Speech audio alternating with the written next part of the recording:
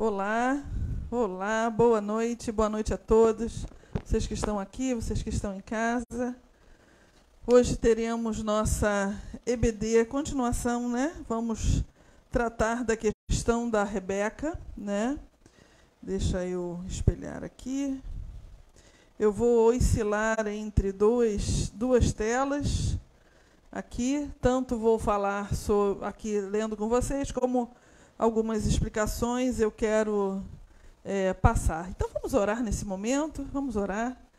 Senhor Deus, amado Pai, muito obrigado, Senhor, por este momento, por este pequeno, Senhor, breve, Senhor, momento de meditação na Tua Palavra na nossa escola bíblica.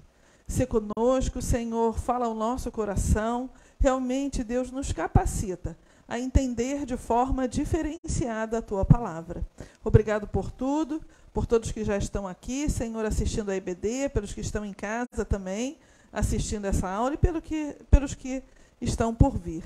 Se conosco, é o que nós te pedimos, em nome de Jesus. Amém e amém. Então, vamos começar aqui, né, lendo o nosso texto, como a gente tem feito, né? Nós temos lido o texto e comentado, então, vamos lá, né? Gênesis 24 diz assim: Ora, Abraão era já velho e de idade avançada, e em tudo o Senhor o havia abençoado. E disse Abraão a seu servo, e aqui provavelmente é o Eliezer, né? O servo de confiança do Abraão, aquele que esteve com Abraão nos seus momentos mais difíceis, né? Esteve com Abraão lá em Gênesis capítulo 14, naquela guerra, né? Onde ele vai resgatar o Ló, né? O Eliezer esteve realmente em vários momentos, né, com o Abraão. E aqui o Abraão vai incumbir a ele de algo muito importante. Então, e disse Abraão ao seu servo, o mais antigo da sua casa, que tinha o governo sobre tudo o que possuía. Então, realmente o Eliezer aquele servo de confiança, né? Põe a tua mão debaixo da minha coxa, para que eu te faça jurar pelo Senhor, Deus do céu e da terra, que não tomarás para meu filho mulher dentre as filhas dos cananeus, no meio dos quais habito, mas que irás à minha frente, a minha parentela, a minha terra, mas irás à minha terra e à minha parentela, e dali tomarás mulher para meu filho Isaque. E aqui, então, a gente tem uma primeira observação que eu queria fazer, né? Que é exatamente a fala do Abraão para o seu servo, né? Põe a tua mão debaixo da minha coxa. Então, veja só, né? Põe a tua mão debaixo da minha coxa. Que negócio é esse? E aí eu vou, então, espelhar aqui. Porque, oh meu Deus, não faça assim comigo. Era aí que essas tecnologias são fogo, né? Elas dão um baile na gente. Quando a gente precisa delas... Opa, coisa boa. Viu? Só eu falar mal dela que ela se aprumou. E aqui, então, tem a primeira observação que eu queria fazer, né? Que é exatamente a respeito dessa expressão, né? Põe a tua mão debaixo da minha coxa. O que isso quer dizer? Né? A gente sabe que isso era um costume no Antigo Oriente Próximo, né? Como eu digo aqui, né? Então, põe a tua mão debaixo da minha coxa. Esse modo de prestar juramento nas Escrituras era comum no Antigo Oriente Próximo, ou seja, na época lá do Abraão, na terra onde ele vivia, né? Era um sinal de submissão, implicando que aquele que usou esse rito reconheceu que estava no poder do outro e estaria à sua mercê se não cumprisse o juramento. Então, era um juramento realmente muito comum. Os estudiosos vão dizer isso, né? Pôr a mão debaixo da coxa é algo super comum. Só que, sempre tem um só que, né, nas minhas aulas, é assim mesmo. O que está dizendo lá no hebraico, né? Porque eu não consigo ler só em português, né? Então, coxa, em hebraico, yarek, né? Yarer, né? É um caf final. Palavra que sempre aparece designando partes do corpo situadas entre a cintura e a virilha. Entre a cintura e a virilha era a parte chamada hiarete. Alguns vão dizer que está até ligado ao nervo ciático, né? Tá? Ou nas regiões próximas às genitais do homem, que era o local da onde? Da virilidade, né? Então, a região da coxa, de acordo com a tradição talmúdica, passou a ser um sinal sagrado de aliança, e o servo tinha que colocar a sua mão próxima a ela.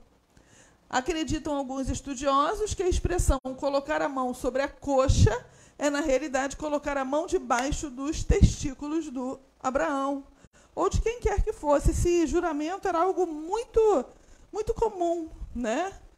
Principalmente feito por pessoas próximas, né? Então, é bem interessante. O que estava sendo aqui colocado, e esse pôr a mão debaixo da coxa, né, tinha a ver até com a perpetuação da virilidade do Abraão a partir do Isaac, né, que ia casar e ter filhos, né? E efetivamente isso aconteceu. Então, só uma curiosidade, né? Pôr a mão debaixo da coxa é isso. É realmente o Eliezer, ou, né, ele vai botar a mão debaixo da coxa, mas muito próximo dos órgãos, né, sexuais do Abraão. Então, é bem interessante, né? O que está se passando, né, aqui. Era um juramento realmente de, né, de intimidade, né? Muito bem. Deixa eu voltar aqui para o nosso texto bíblico. E aí fala lá, né, no verso 3. Então, põe a tua mão debaixo da minha coxa para que eu te faça jurar pelo Senhor, Deus do céu e da terra, que não tomarás para meu filho mulher dentre os cananeus, no meio dos quais habito. Ele queria alguém do seu clã, né, que ficou lá na Mesopotâmia, da sua parentela. No meio dos quais habito. Mas que irás à minha terra e à minha parentela, e dali tomarás mulher para meu filho Isaque. Perguntou-lhe o servo: se porventura a mulher não quiser seguir-me a esta terra, farei então tornar teu filho à terra da onde saíste? Respondeu-lhe Abraão: guarda-te de fazeres tornar para lá o meu filho. O Senhor, Deus do céu, que me tirou da casa do meu pai e da terra da minha parentela, e que me falou e que me jurou, dizendo: a tua semente darei esta terra. Ele enviará o seu anjo diante de si, para que tomes de lá a mulher para meu filho. Se a mulher, porém, não quiser seguir-te, serás livre desse juramento. Somente não farás meu filho tornar para lá.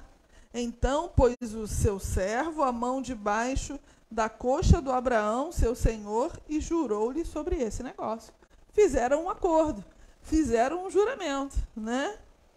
Tomou, pois, o servo 10 dos camelos do seu senhor, portanto, todos os bens do seu senhor estavam na sua mão, e partindo foi para a Mesopotâmia, a cidade de Naor. E aqui eu vou fazer mais uma observação, para que a gente entenda exatamente o que está se passando, né? A gente precisa ler as histórias, mas não só ler as histórias, mas compreender o seu contexto, né? E aqui, então, eu fiz esse mapinha para que a gente entenda, né, exatamente a viagem que o Eliezer iria empreender. Então, veja só, né? Eles moravam aqui, ali, ó, tá vendo? Jerusalém, Mar Morto, Hebrom, né? Terra dos patriarcas, local dos patriarcas. E ele teria que ir, o nosso querido Eliezer, lá para cima, ó, né, para ali, ó, para a região da Mesopotâmia. Era para lá que ele ia, né? A cidade original do Abraão era aqui, ó, Ur dos Caldeus, né? Ur, aqui, ó, Ur, né? Bem próximo daquele mar ali do Golfo Pérsico. Tecnicamente, né, seriam 1000 quilômetros. Se o Eliezer fosse de avião, seriam 800, né? Mas naquela época não tinha avião. Ele ia de linha reta, né, ali de Hebrom para Ur, 800 quilômetros, né? 865 quilômetros, rapidinho chega. De avião, né? Só que de avião é o quê? 1h30, né? O pastor está falando, é a distância da nossa casa para a cidade dele. Nós vamos, 12 horas de carro. 12 horas de carro, né? Só que naquela época não tinha nem avião, nem carro. O querido Eliezer ia de camelo mesmo, né? Queria pegar bastante deserto. E aí, ele não indo na linha reta, porque não teria como ir mesmo, são 1.080 quilômetros de rota. 1.080 quilômetros. Até que não é muito, de 800 para 1.000, né? Para quem não está caminhando no lombo do cavalo. Do cavalo não, do camelo, né? Então, imaginem, né? Imagina. Era uma viagem longa, não era coisa simples, não. E ele não foi só, ele foi com os compatriotas, né? Então, vamos lá, vamos voltar para o texto. Só queria que vocês vissem e que vocês tivessem na mente que o Abraão, ele está saindo daqui, desse lugar... Puxa! Está saindo... Ô, gente... Ele está saindo daqui de Hebron, daquele lugar ali, e está indo para o outro lado. Aqui no meio é um deserto, né? É o que ele tem que enfrentar. Então, vamos lá. Deixa eu voltar para o nosso texto. Né?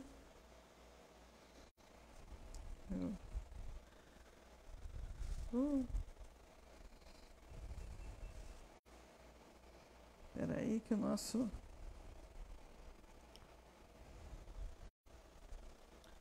Esse espelhamento aqui. Oh, meu pai. Às vezes as tecnologias... Agora vai. Vamos lá. Vamos lá. Então, verso 10. Tomou, pois, o servo 10 camelos do seu senhor, portanto, todos os bens do seu senhor estavam em sua mão, e partindo foi para a Mesopotâmia, a cidade de Naor. Fez ajoelhar os camelos fora da cidade, junto ao poço de água, pela tarde, a hora em que as mulheres saíam a tirar a água. E disse: Ó Senhor, Deus do meu senhor Abraão, dá-me hoje, peço-te, bom êxito, e usa de benevolência para com o meu senhor Abraão. Eis que eu estou em pé, junto à fonte, e as filhas dos homens desta cidade vêm saindo para tirar água.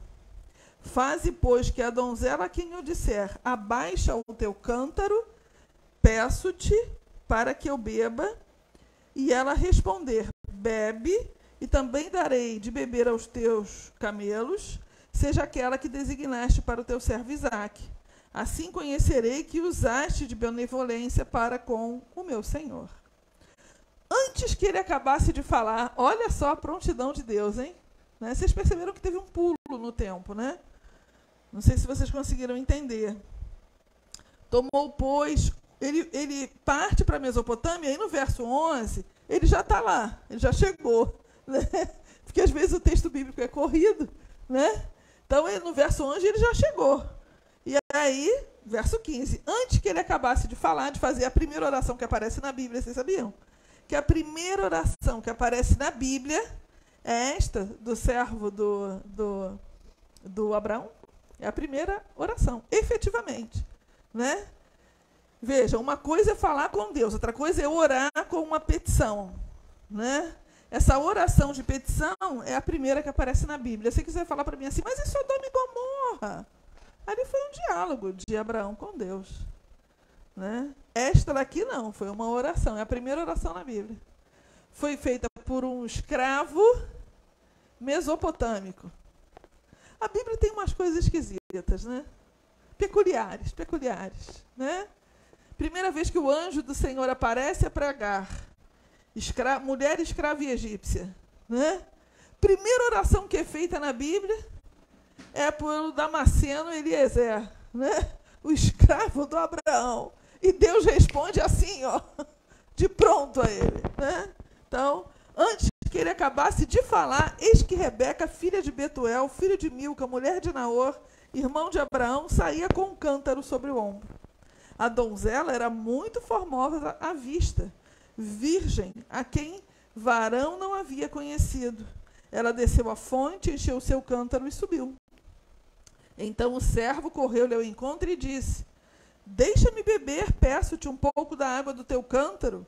Respondeu ela: bebe, meu senhor. Então, com a presteza, abaixou o seu cântaro sobre a mão e deu-lhe de beber. Quando acabou de lhe dar de beber, disse: tirarei também água para os teus camelos, até que acabem de beber.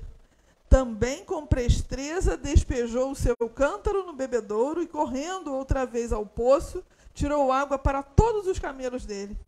E o homem a contemplava atentamente, em silêncio, para saber se o Senhor havia tornado próspera a sua jornada ou não. Claro que sim, né? O Eliezer já percebeu, né, que a Rebeca ela era como o tio, né, hospitaleiro. Lembram que o Abraão ele recebe 3 homens na casa dele, né? Abraão era um cara super hospitaleiro. A sobrinha era como ele, né?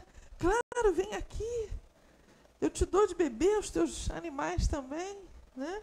Confirmando a oração que ele tinha feito.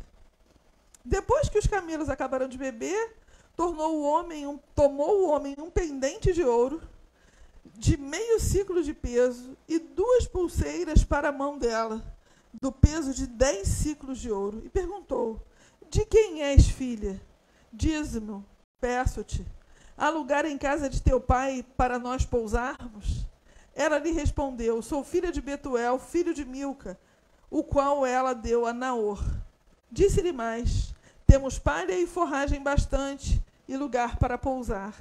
Então inclinou-se o homem e adorou o Senhor, e disse: bendito seja o Deus de meu senhor Abraão, que não retirou do meu senhor a sua benevolência e a sua verdade. Quanto a mim, o Senhor me guiou no caminho, à casa dos irmãos do meu senhor. A donzela correu, relatou estas coisas à casa da sua mãe. Olha que legal. A casa não é do pai, a casa é da mãe. Lembra, eu tenho falado, já falei isso aqui várias vezes. A dona da tenda não é o pai, a dona da tenda é a mãe. E aqui, ó, a Rebeca corre para falar com a casa da mãe, a Beit, a tenda da mãe. Né? Isso é muito interessante. E eu vou parar por aqui hoje. Né? O texto é grande, irmãos, o texto é grande. Né? Porque esse texto aqui, ele é dividido em 2 partes. A primeira parte é essa daqui, que a gente está lendo, o encontro do Eliezer com a Rebeca.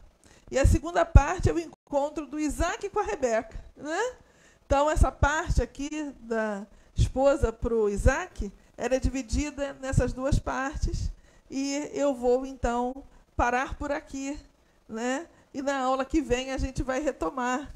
E aí, quem sabe, a gente consegue acabar tudo. Né? Porque agora vem o encontro. Devemos, primeira parte, né? Eliezer sai, ele encontra a Rebeca e a Rebeca agora vai levar o Eliezer para conversar com os pais e acertar o casório, né? Acertar o casório. E é bem interessante essa parte, porque tem algumas peculiaridades aqui sobre os casamentos do Antigo Oriente que eu quero repartir com vocês, mas só vou fazer isso na próxima semana, no domingo que vem. Amém? Alguma pergunta? Pastor, alguma pergunta? Não? Então vamos orar, vamos finalizar a nossa EBD. Vamos orar. Senhor Deus, amado Pai, muito obrigado por esta partilha. Pequena partilha, Senhor, mas rica de informações sobre a vida aqui da Rebeca, que está sendo apresentada para nós, né? O Isaac, no capítulo 23 de Gênesis, no capítulo passado, como vimos, faleceu a sua mãe, e agora ele vai, então, ganhar a sua esposa, né? Se ele estava triste, agora ele vai ficar feliz, porque vai ter uma companheira para ajudá-lo, né? E aí a gente vai, então, ser muito abençoado por essa restante dessa história. Muito obrigado, Senhor, porque as tuas histórias bíblicas sempre nos enriquecem, sempre nos abençoam. Sê conosco, Senhor, agora no culto, que seja uma bênção, que o teu Espírito Santo tenha total liberdade neste lugar. Nós te agradecemos por tudo, em nome de Jesus. Amém e amém.